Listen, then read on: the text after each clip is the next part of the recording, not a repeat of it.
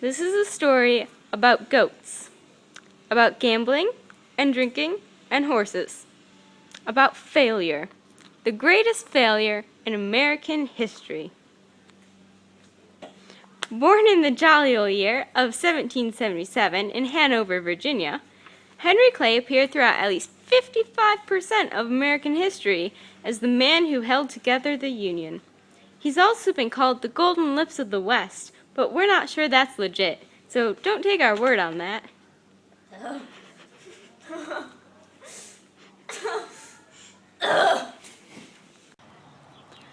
When Henry was a child, he lived on a farm with his family. His house was pretty dang big for the day, even though it was only a story and a half. His daddy was a Baptist minister, but he died when poor little Henry was just 4 years old.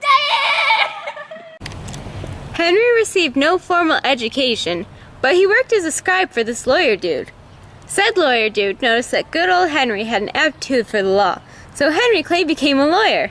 He didn't even go to college or anything, which is kinda dumb. A couple years later, Henry married the love of his life, Lucretia Hart. She was only a little bit ugly, but that was mostly when they got old and crinkly. But anyways.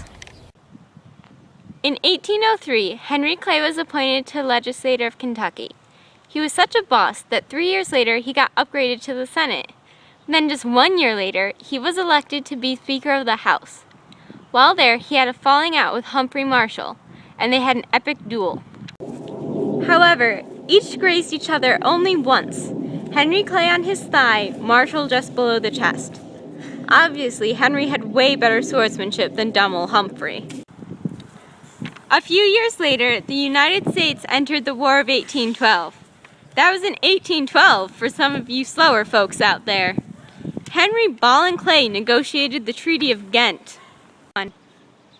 What did Henry Clay even do anyways? Yeah! Why the heck should I vote for him? Shut up and I'll tell you. Henry Clay supported tons of patriotic stuff, like Manifest Destiny. That meant he wanted America to be super large and powerful because, well, I mean, America. What other reason do you need? Dude, we gotta free these African brethren and send them back to a colony in their home country. Because Africa is totally a country, not a continent. Yeah! We should call it Monrovia. Henry Clay was also against the Alien and Sedition Acts. Those were these 4 laws enacted by John Adams in 1789. See, the US of A was fighting this all-out naval war with France. So Adams, the political genius, was like, How about we don't let any immigrants into the country? Oh! And you can't protest the government or I'll arrest you. And, yeah, you have to live in America for 14 years before you can vote. Yeah, that's good. And, yeah, if I don't like you, I'll deport you. That should help us beat the French. Again. Henry Clay also organized the Missouri Compromise. Yeah, even though he was anti-slavery, he was like, Nah, bro. You know, I think I'll be okay with slavery in this new state, Missouri, but only if we rip off a chunk of Massachusetts and call it Maine. And it has to be free. So yeah, Henry Clay was a pretty chill dude. But I thought you said at the beginning he was a failure. Yeah. Hold your sauce, kid, I'm getting there.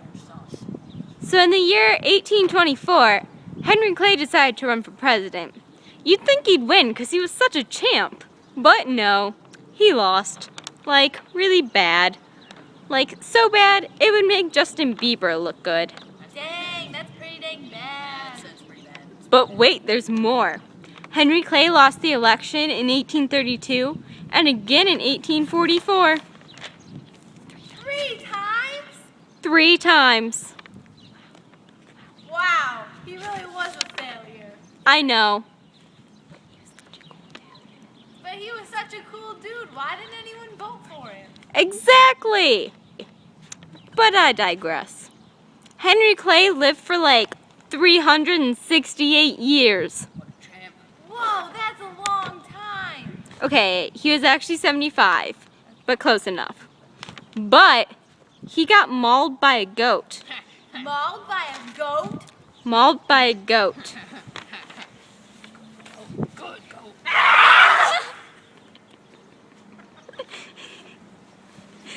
You've got to be kidding me. You've got to be kidding me. Wow. Anyways, Benny got tuberculosis and died in 1852. Did he get it from the goat? Did he get it from the goat? The world will never know. Dun dun dun. So, obviously, Henry Clay was a pretty swell dude. He's the right choice for America, and he's the right choice for you.